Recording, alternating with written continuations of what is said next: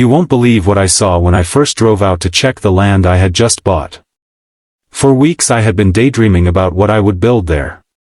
A little retreat maybe, a quiet cabin, a future investment property that I could one day pass down to my kids. I had scrimped and saved, cut down on luxuries, and finally signed the paperwork that made me the legal owner of a beautiful vacant lot just outside of town. It was supposed to be empty, quiet, untouched, just a patch of green land waiting for me to decide its destiny. But when I pulled up that morning, my heart nearly jumped out of my chest. Right in the middle of my land stood a giant mansion, complete with tall white pillars, floor-to-ceiling glass windows, and a perfectly manicured lawn that looked like it came straight out of a magazine. And in the backyard? A sparkling pool with deck chairs lined up as if someone had been sunbathing only minutes earlier. I froze. For a good minute, I just sat in my car, gripping the steering wheel, wondering if I was dreaming or had somehow gotten completely lost. I pulled out my map and the paperwork from the glove compartment, double-checking every detail, the lot number, the coordinates, the street name. Everything matched perfectly. This was the right spot. This was my land. And yet there was no empty lot. Instead, a fully built luxury home had appeared like a mirage. My stomach twisted with confusion. Did I miss something in the paperwork? Did the real estate agent trick me? Or was I about to walk into some bizarre mistake? Still in shock, I stepped out of the car and cautiously approached the front door. The place looked brand new, fresh paint, sparkling windows, not a single crack or sign of age. I rang the doorbell, half expecting no one to answer. But almost instantly, the door swung open, and there she was. Karen. The woman who would turn my life upside down. She stood there in a designer robe with her hair perfectly styled, oversized sunglasses perched on her head, and a cocktail glass in her hand like she'd been lounging by the pool all morning. She looked at me as if I was the intruder, not the other way around. "Can I help you?" she asked in the most condescending voice you can imagine. "Yes," I said, trying to keep calm. "I think there's been a mistake. I just purchased this land, and, well, there's a house here. Did you recently buy this property too?" Karen tilted her head, smirked, and then let out a laugh so smug it made my blood boil. "Oh sweetie," she said, "no. You must be confused. This is my land. I bought it years ago, and this is my house. You're trespassing." I pulled out the folder with my documents, flipping through the deed, the receipts, the official stamps. "No, this is definitely my lot," I insisted. "I have all the papers right here. There must be some kind of mistake with boundaries." She didn't even glance at the paperwork.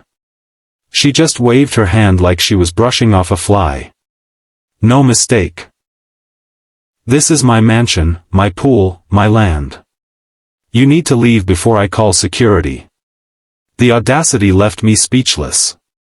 She was acting like I was the scammer, as if I was trying to steal her home. But deep down, I knew the truth. Property records don't lie. Something had gone very, very wrong here, and Karen was either delusional or trying to bluff her way out of a huge mess. I walked around the lot, carefully matching up the boundary markers. Every single one lined up exactly with my deed. This wasn't just close, this was exactly my property. Which meant Karen had built her massive luxury mansion smack in the middle of land she didn't own. How could that even happen? Did she ignore the permits? Did she pay someone under the table to approve this? Or was she so arrogant that she thought no one would ever come to claim it? When I returned to the front door, Karen was waiting with her arms crossed, tapping her foot. "Listen," she said sharply, "I don't know what kind of scam you're trying to pull, but you're not going to get a dime out of me. This house is mine. End of story." That's when it hit me, she actually believed she could bully her way through this. She thought her arrogance and her money could erase the fact that she had built her dream palace on land that didn't belong to her. And in that moment, while I was still frustrated and confused, a small spark lit up inside me. Because if the law was on my side, and I was sure it was, then everything Karen built here might actually belong to me. I didn't say anything else to her right then. I simply nodded, walked back to my car, and drove straight to the county records office. The clerk looked up my lot number, pulled out the files, and within minutes confirmed exactly what I already suspected. "Yes, sir," the clerk said. "This property belongs to you. No doubt about it. You're the legal owner, and no one else has any claim on it." I walked out of that office with my paperwork clutched in my hand, my heart pounding. It was official. The land was mine, and by extension, the giant mansion and the pool sitting on it were mine too. Karen had just handed me the biggest, most unbelievable gift of my life. At first, I thought it was going to be a disaster. Now, it was starting to feel like the deal of a lifetime. When I drove back later that evening, Karen was still lounging on the porch, sipping her cocktail, acting like the queen of the world. She looked at me with that same smirk and asked, "Back again? Didn't I tell you to leave?" I smiled this time. "Don't worry," I said. "You'll be hearing from me soon. Very soon." Inside, I was boiling with a mix of excitement and disbelief. I had stumbled onto the most insane situation of my life. What began as a shocking discovery was about to turn into a battle of wills, and I had no intention of backing down. Because one way or another, Karen's mansion was about to become mine. Karen didn't back down for even a second. The more evidence I showed her, the more stubborn she became. It was almost like she thought sheer confidence could rewrite the law. She rolled her eyes at the documents, scoffed at my patience, and when I calmly explained the situation, she accused me of trying to scam her. "I know people like you," she hissed. "You buy fake papers online and then try to extort real homeowners. Well, not today. You picked the wrong woman." Her arrogance was unmatched, and it made my blood boil, but I also knew losing my cool would only give her more fuel. So I bit my tongue and let her talk, while inside I was already planning my next move. I went straight back to the county office the following morning. I met with an official who patiently walked me through the records again, showing me maps, satellite images, and legal boundaries. Every single piece of evidence pointed in one direction: the land was mine. Karen had either ignored permits or bribed someone, because there was no legal way her house should be sitting where it was. The official shook his head and muttered, "This isn't the first time we've seen people like her. They think money gives them the right to build wherever they want. But if you push this through court, the outcome will be clear." Armed with that confidence, I hired a lawyer. The look on Karen's face the next time I showed up with my attorney by my side was priceless. She stood at the door, trying to look unbothered, but her smirk wavered for the first time. "Oh please," she said, flipping her hair.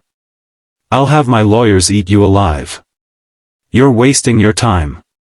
But the moment my lawyer began handing her legal notices, her tone changed from smug to hostile. She started yelling, threatening to sue me for harassment, and even tried calling the cops, claiming I was stalking her. When the officers arrived and saw the mountain of paperwork I had, they simply advised us both to take it up in court. And that's exactly what we did. The court battles were exhausting. Karen showed up every time dressed like she was walking a fashion runway, carrying folders she barely glanced at, acting like the whole thing was beneath her. She'd cry about how much money she had invested, about how the land, obviously, belonged to her because she had built her dream home there. At one point, she even claimed that my deed must have been forged because someone like me couldn't possibly afford that property. That was the first time I actually saw the judge raise an eyebrow at her arrogance. My lawyer stayed calm through it all, presenting evidence after evidence, survey maps, satellite images, county tax records, notarized documents. Karen's case, on the other hand, was built entirely on bluster. She had no legitimate proof. All she had was her word and her designer clothes, and in a courtroom, those don't count for much. Still, Karen tried every trick in the book. She attempted to delay the hearings by filing pointless motions. She brought in a contractor to claim there had been a misunderstanding about the boundaries, though the maps clearly disproved it. She even tried bribing me outside court, offering a payout if I would just forget about it and let her keep the house. But why would I give up a multi-million-dollar mansion and pool for a small check? Her offer was laughable. As the case dragged on, the community began to take notice. Word spread around town about the woman who had built a luxury home on land that wasn't hers. Neighbors whispered about how entitled she had always been, how she thought she owned the whole street, and how she bragged that rules didn't apply to her. Some even showed up to court hearings just to watch the drama unfold. Every time Karen walked in, there was a murmur of disapproval, while more and more people nodded at me with encouragement. It felt like the whole town was waiting to see justice served. The turning point came when the county surveyor testified. With large maps projected for everyone to see, he pointed out the property boundaries in black and white. He explained calmly and clearly that Karen's mansion was not just slightly over the line, it was fully, completely, 100% built on my lot. He left no room for doubt. The courtroom was silent for a moment, and then Karen exploded. She jumped to her feet, shouting that everyone was lying, that this was a conspiracy to steal her home. The judge banged his gavel, demanding order, but Karen wouldn't stop. She yelled until the bailiff had to escort her out to cool down. When she returned, the judge gave her one last chance to compose herself. She sat with her arms crossed, glaring at me like I was the villain. But it didn't matter anymore. The evidence was undeniable, and the law was clear. The judge's words still echo in my memory: the land in question legally belongs to the plaintiff. Therefore, the house, pool, and all structures built upon it are also his. The defendant has 30 days to vacate the property. For a split second, I almost felt pity for her. She had poured money, time, and ego into that house, and now it was slipping through her fingers. But then I remembered the way she had mocked me, the way she had tried to bully me out of what was rightfully mine. That pity evaporated instantly. Karen didn't take the ruling gracefully. She burst into tears, screamed about how unfair it was, and accused me of ruining her life. She promised she'd appeal, promised she'd never leave, but her lawyer looked defeated. Even he knew it was over. The law had spoken, and no amount of arrogance could undo it. The next few weeks were chaotic. Karen dragged her feet every step of the way. She stalled, she threw tantrums, she even tried to move her belongings out secretly at night so neighbors wouldn't see her losing. I'd drive by occasionally just to check, and every time I saw her pacing the driveway, yelling at movers or kicking at boxes, I felt a strange mix of satisfaction and disbelief. Satisfaction that justice was being served, disbelief that someone could dig themselves so deep into a hole simply by refusing to admit they were wrong. When the 30 days were up, she was finally gone.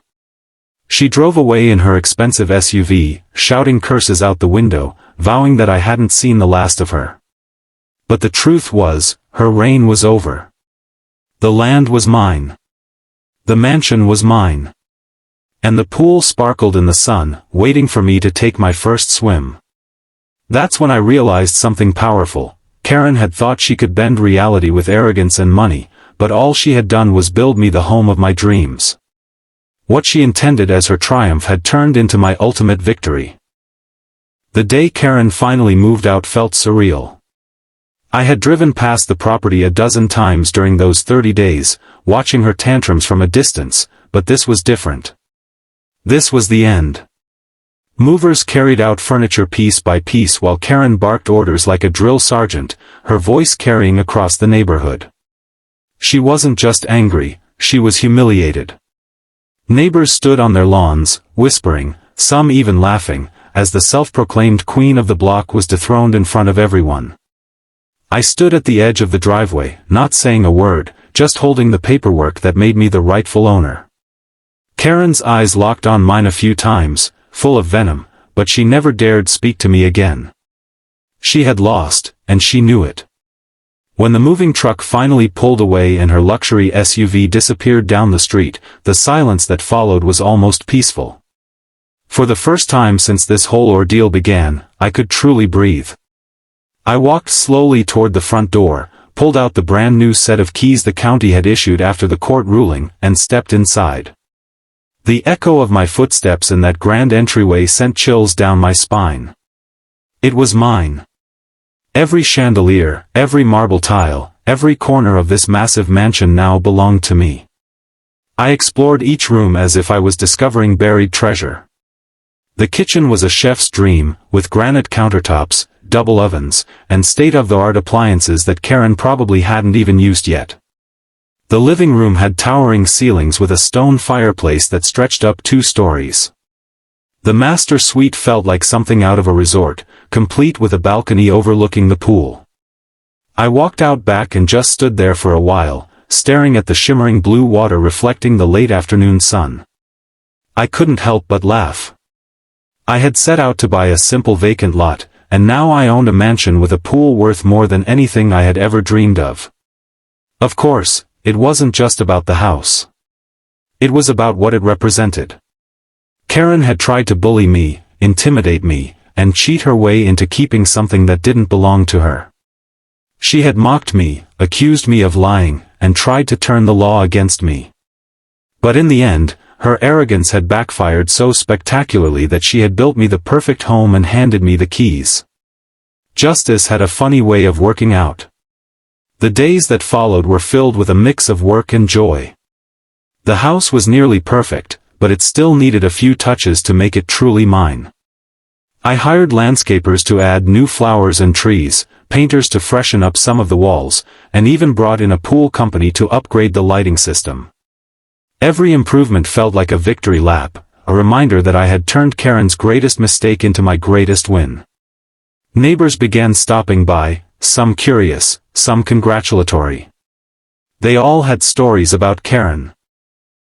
How she constantly complained about people parking too close to her driveway, how she tried to boss around the HOA even though she barely followed the rules herself, how she strutted around like she owned the whole block. One elderly neighbor shook my hand and said, "Son, you did this town a favor." She thought she was untouchable. Now look at her. Their support made the victory even sweeter. And then came the best part, enjoying the place. The first night I officially moved in, I sat by the pool with a cold drink in my hand, the water glowing under the lights, and thought about everything I had been through. All the stress, all the legal battles, all the moments of doubt, it had all led to this. I took a long swim, floating on my back while staring up at the stars, and I couldn't help but laugh out loud. Karen had fought tooth and nail, but in the end, she had worked for me without even realizing it. She had spent her money, her time, her energy, all to create something I now owned free and clear. But Karen wasn't done trying to stir trouble. A few weeks after she left, I got word that she had filed an appeal. It didn't go anywhere, the court dismissed it almost immediately, but it showed just how unwilling she was to accept defeat. She even tried spreading rumors around town that I had stolen her house. Nobody believed her. By then, everyone knew the truth.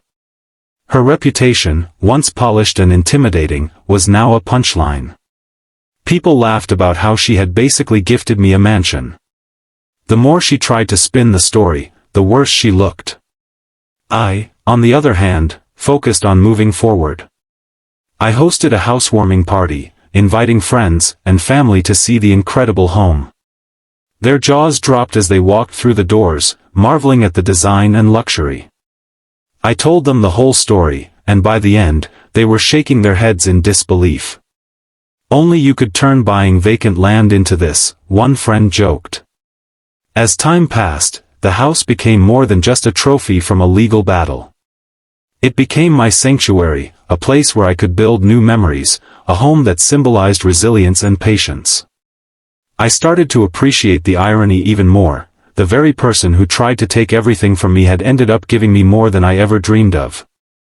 Sometimes, late at night, I'd stand on that balcony overlooking the pool, sipping a drink and thinking about Karen. I'd imagine her somewhere out there, still fuming, still unable to comprehend how she lost. I'd almost feel sorry for her, but then I'd remember her smirk, her arrogance, the way she told me I was trespassing on my own land. And any sympathy I felt would vanish instantly. She had made her bed, and now she had to lie in it. In the end, the lesson was clear: arrogance doesn't pay. You can't bulldoze over the truth with money and attitude. Karen thought she could, and she ended up with nothing. I thought I had simply bought a piece of dirt, and I ended up with a mansion. The contrast was almost poetic. So now, whenever I sit out by that pool, watching the sun set behind the trees, I raise a glass in silent thanks. Not to luck, not to chance, but to Karen herself. Because without her arrogance and stubbornness, none of this would have happened. She built the dream, but I got to live in it. And every single day I wake up in that house, I can't help but smile and think, thank you, Karen, for the free mansion.